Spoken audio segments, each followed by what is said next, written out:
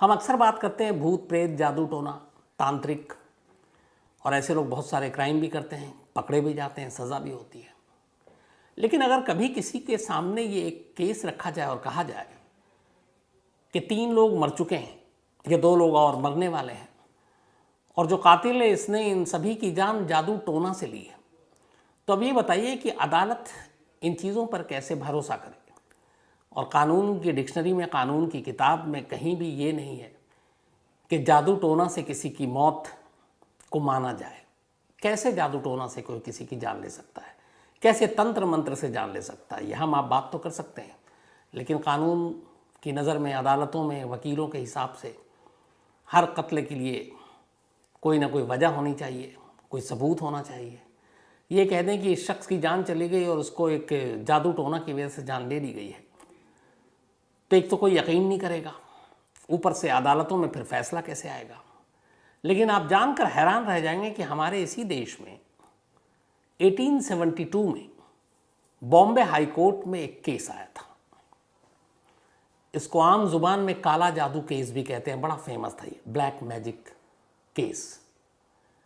और बाकायदा पहली बार कानून के पन्नों में एक जादू टोना के केस के ऊपर न सिर्फ बहस हुई बल्कि सुनवाई पूरी हुई और फिर उसके सज़ा का ऐलान भी किया गया।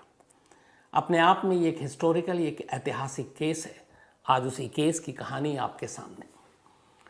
बात 15 नवंबर 1872 की है।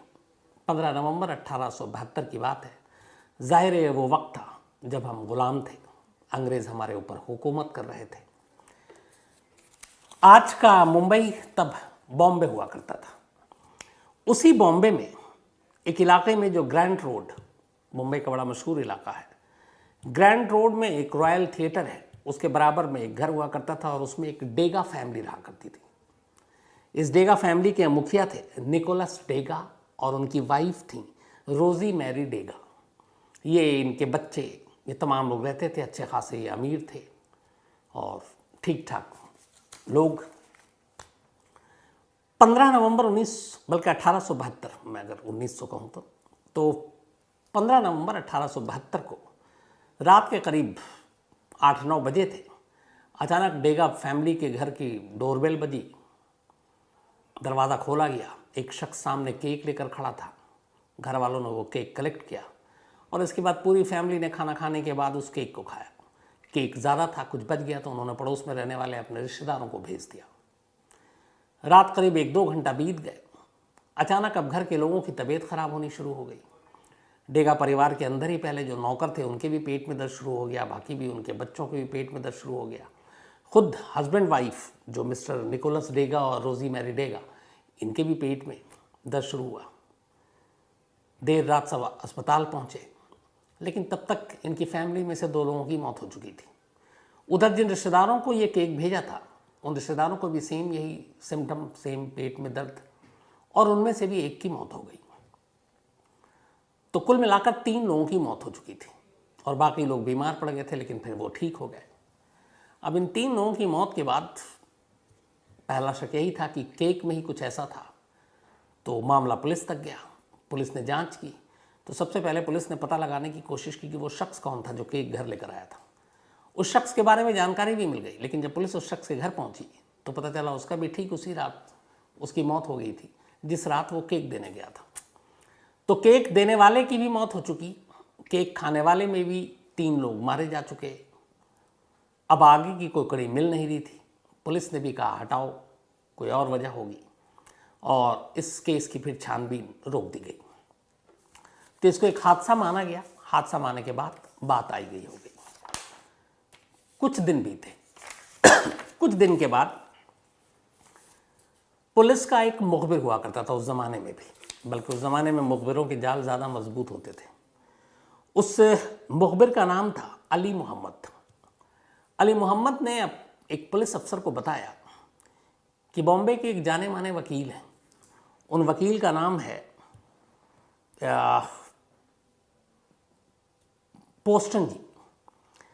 पेस्टोन जी डिनाशा। तो डिनाशा ये एक वहाँ के वकील, बॉम्बे के अच्छे खासे वकील, और अली मोहम्मद मुखबिर। अली मोहम्मद ने पुलिस को जाकर कहा कि उसे खबर मिली है कि ये जो वकील है दिनाशा, ये 2 लोगों की कत्ल की साजिश रच रहा है और इस काम के लिए उसने सखाराम नाम के एक शख्स को हायर किया एक तरह से और उससे कहा है कि मुझे 2 लोगों को रास्ते से हटाना और तुम कत्ल करने का इंतज़ाम करो। सखाराम, अच्छा उसकी शर्त ये भी थी कि कत्ल ऐसा हो कि किसी को शक ना हो। तो उसने कहा कि अगर किसी तांत्रिक को पकड़ लो और जादू टोना से ये दोनों मारे जाएं तो उससे बेहतर कुछ नहीं होगा, क्योंकि मामला पुलिस तक जाएगा ही नहीं। तो अली मोहम्मद की बात उस पुलिस अफसर ने सुनी कि दिनाशा नाम का एक वकील है और वो 2 लोगों के कत्ल की अभी प्लानिंग कर रहा है और वो भी तंत्र मंत्र के जरिए। तो पुलिस ने कहा कि इसमें क्या केस बनता और क्या अभी ना कत्ल हुआ है ना अभी कोई तांत्रिक है, और अगर हो भी जाए तो अगर तंत्र मंत्र और इससे तब उसके बाद देखेंगे। तो पुलिस ने बड़े हल्के में लिया इसको, अली मोहम्मद की इस जानकारी को। लेकिन फिर उनमें से एक ने पूछा कि अच्छा जिन 2 लोगों को मारना चाहता वो हैं कौन 2 लोग। जैसे ही वो 2 नाम सुने तब पुलिस पहली बार सीरियस हुई। उसने कहा कि वो 2 नाम जो हैं उसमें से एक का नाम है निकोलस डेगा और दूसरा उसकी बीवी रोजी मैरी डेगा। अब कुछ वक्त पहले उसी महीने की बात है, नवंबर एंड तक की 1872, इस परिवार का नाम पुलिस के सामने आया था। क्यों? क्योंकि उनके परिवार में केक खाने से 2 लोगों की मौत हुई, रिश्तेदार में एक की मौत हुई, जिसने केक दिया उसकी मौत हो गई। अब पुलिस को लगा कि ये क्या बात है, अभी तो ये हुआ है और दूसरा यहाँ पे एक वकील कत्ल की प्लानिंग कर रहा है, लेकिन शर्त यह है कि कत्ल ऐसे हो कि कत्ल पता ही नहीं चले और टोना टोटका जादू टोना दिखे।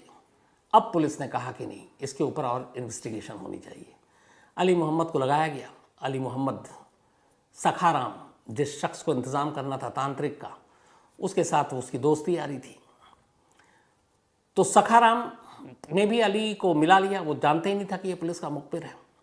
और फिर इन्होंने पता करके जो वकील साहब थे उनको बोला डिगोसा को कि ठीक है इंतज़ाम हो गया एक तांत्रिक का, और उस तांत्रिक का नाम है खाकी शाह और ये मुंबई में ही रहता है। और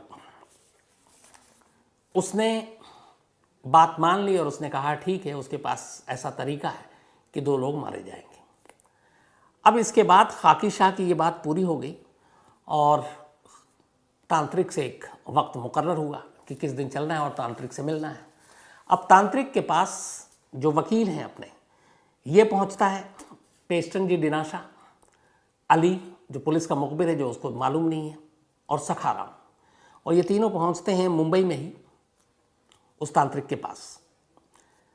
अब ये जब सारी मीटिंग की बात हो गई थी तो अली को पता था कि ये मीटिंग किस तारीख को कितने बजे होगी। उसने अपने जो सीनियर पुलिस अफसर थे जिनको वो रिपोर्ट करता था, मुखबरी करता था, उनको सारी जानकारी दे दी कि फ़लाने दिन इस तारीख को इतने बजे इस जगह पर ये मीटिंग होनी है जिसमें 2 लोगों के कत्ल की प्लानिंग होनी है।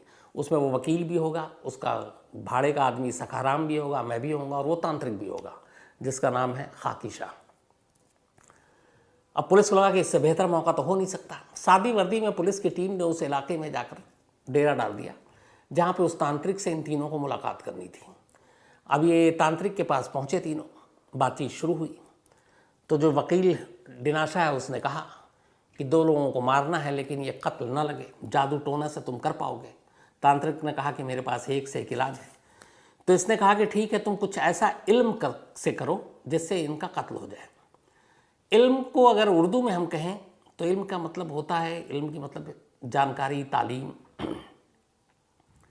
लेकिन जादू टोना और ये जो तमाम लोग करते हैं उनके लिए ये ख़ास वर्ड होता है इल्म। इल्म मतलब कोई ऐसा तरीका जिसके ज़रिए आप जादू टोना करके सामने वाले को नुकसान पहुंचा सकते हैं।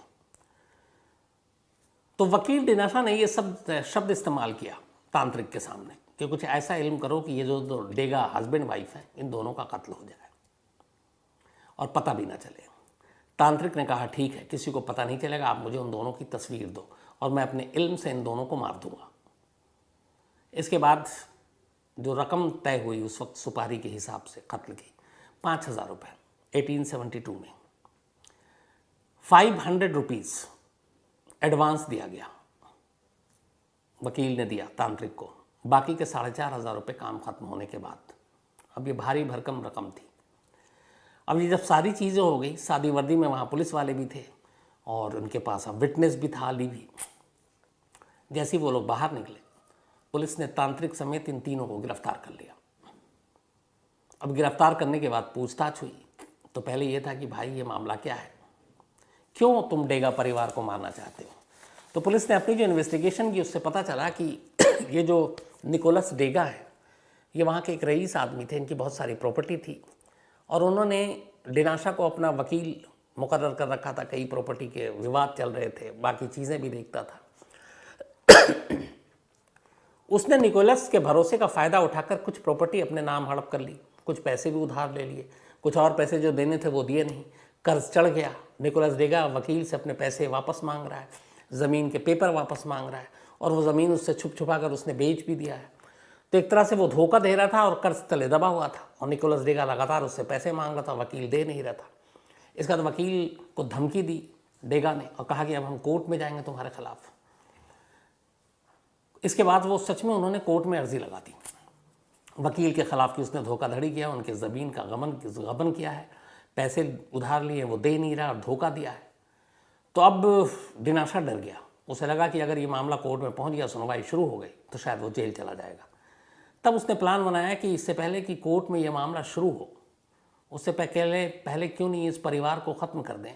तो सारी प्रॉपर्टी चूँकि उसे मालूम था वही वकील है तो वो उसके नाम पे हो जाएगा, वो जो ज़मीनें हैं बाकी चीज़ें हैं वो लौटानी भी नहीं पड़ेगी। तब इसने साजिश रची और पहले अटेम्प्ट के तौर पर उसने निकोलस डेगा और उनकी वाइफ रोजी मेरी को मारने के लिए ही 15 नवंबर 1872 को वो केक भेजा था जिसमें जहर मिला हुआ था। वो केक किसी शख्स से भेजा। अच्छा, वो जो शख्स केक लेकर गया था उसको थोड़ा सा लालच आ गया केक देखकर, उसे मालूम ही नहीं था कि इस केक में जहर है। उसने थोड़ा सा खा लिया चुरा कर, बाद में उसकी मौत हो गई। इधर इस घर में बाकी सारे लोगों ने केक खाए लेकिन डेगा हस्बैंड वाइफ ने बड़े थोड़े से चखे और इसलिए बच गए। बाकी फैमिली के 2 लोगों की मौत हो गई, एक रिश्तेदार की मौत हो गई। तो मारने भेजा था इन दोनों को लेकिन दोनों बच गए। पहली कोशिश नाकाम रही।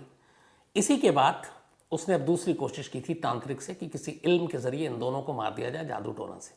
अब जब पुलिस के सामने ये सारी कहानी आई तो पुलिस ने कहा कि ये तो अच्छी चीज़ है, चलो अब कोर्ट में मामला चार्जशीट दाखिल करते हैं। लेकिन उनके सामने दिक्कत एक थी, वो ये कि वो इन दोनों के कत्ल की जो साजिश अब रच रहे थे, जिसके लिए तांत्रिक के पास गए थे, 2 लोगों के जान लेने की कोशिश और साजिश, इसका केस तो बना सकते थे। लेकिन इससे पहले जो 4 लोगों की मौत हुई, केक देने वाला, 2 और एक रिश्तेदार, उसमें डिनाशा का हाथ है, उसके कोई सबूत नहीं थे कि केक उसने भेजा, केक में जहर उसने मिलाया और उसी खाने की वजह से ये सारी मौत हुई। तो वो केस इस केस से मिला ही नहीं पाई पुलिस, ना उनके पास इसको लेके कोई सबूत था, ना कोई विटनेस था। लेकिन इस तांत्रिक वाले केस में विटनेस था। तो अब पुलिस ने उस केस को साइड कर दिया क्योंकि उसे मालूम था कोर्ट में खड़ा होगा नहीं। और अब सिर्फ ये कि 2 लोगों की जान लेने की एक साजिश रची जा रही और वो 2 लोगों की जान ली जा सकती थी, उसके गुनहगार हैं, 2 लोगों को एक्यूज बनाया। तांत्रिक का चूँकि अब इसमें सिर्फ उसने कहा तो तांत्रिक का केस बन नहीं रहा था, लेकिन जो सुपारी दे रहा उसका बन रहा था और पैसे अभी तक दिए नहीं गए थे। तो एक डिनाशा वकील और दूसरा सखाराम, इन दोनों के खिलाफ केस बनाया गया। इसके बाद मुकदमा जो है Bombay high court, Bombay high court हालांकि अब मुंबई है लेकिन बॉम्बे हाई कोर्ट का नाम चेंज नहीं हुआ, आज भी वही है। तब ये मामला कोर्ट में पहुंचा। अब कोर्ट में उस वक्त तमाम धुरंधर वकील थे, लेकिन जो सखाराम के वकील थे उनका नाम था बदरुद्दीन तैयब जी।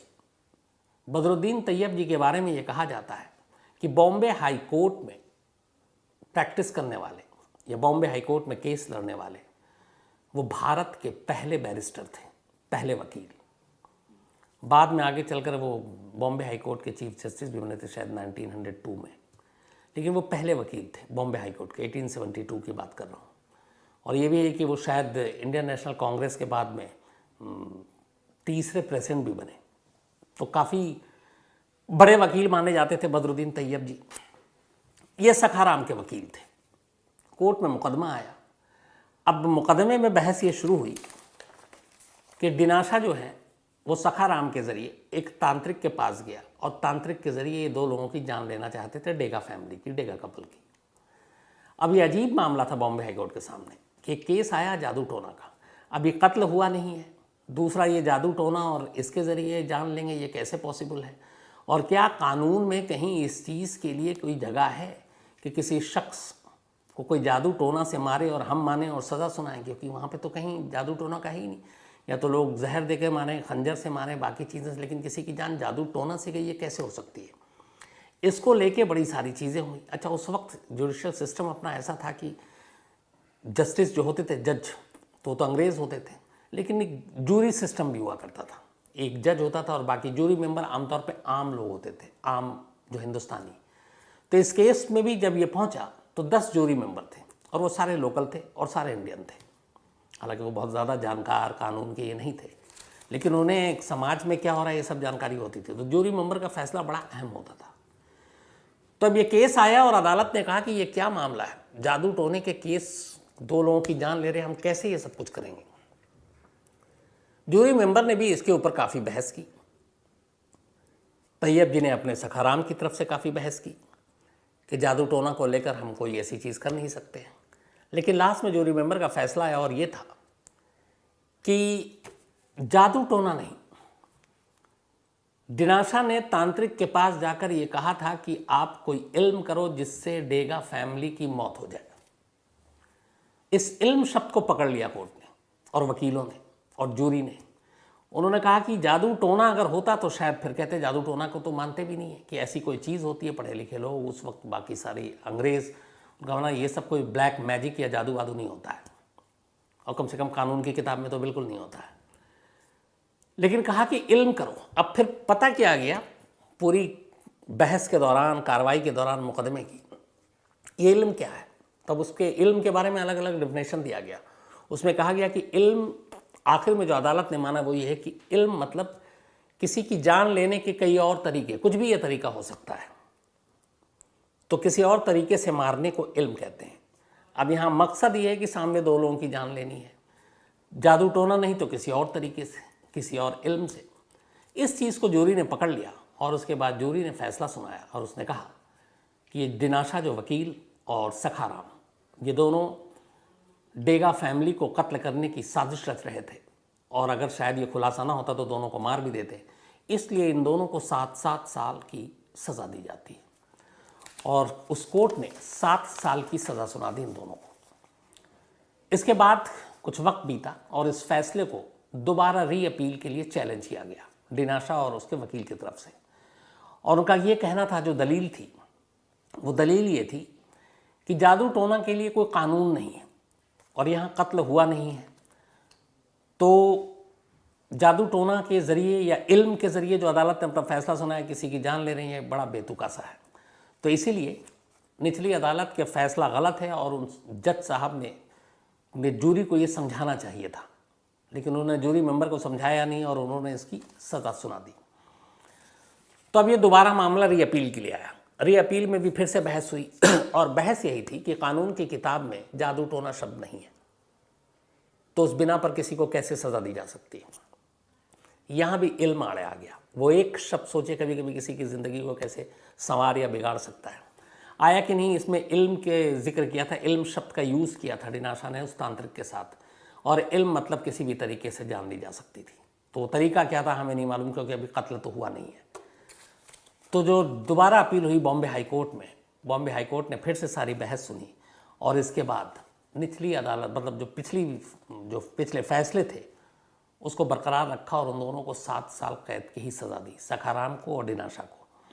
और ये भी कहा कि फ़ैसला जादू टोना नहीं लेकिन इल्म की वजह से इनको दिया जा रहा। तो कहते हैं कि अगर वो शब्द इल्म शायद दिनाशा उस तांत्रिक के सामने इस्तेमाल न करता तो इन दोनों को कोई सज़ा नहीं होती और ये बरी हो जाते। लेकिन इस एक इल्म शब्द की वजह से हिंदुस्तान की अदालत के इतिहास का ये पहला केस बना जिसमें बाकायदा जादू टोना को लेकर बहस हुई, सुनवाई हुई, वकील, दलील, जिरहा सब कुछ हुआ, फिर फैसला भी सुनाया गया और 7 साल कैद की सज़ा भी सुनाई गई। तो ये थी भारत के, अपने देश के अदालतों में पहला केस जो जादू टोना के नाम पर लड़ा गया। अब सोचिए कि कितनी अजीब सी बात है। तो ये तो रही कहानी।